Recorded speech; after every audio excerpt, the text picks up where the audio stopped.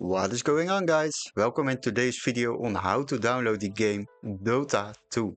So, once you have entered Google, click in the search bar Dota 2. Enter.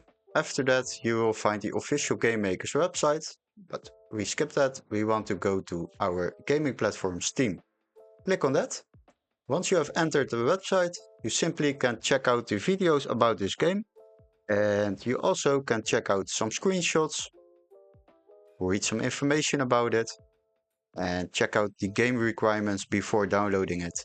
Once you have decided to download this game, you simply can click on play game and start playing Dota 2 for free. So, hopefully this video was very helpful.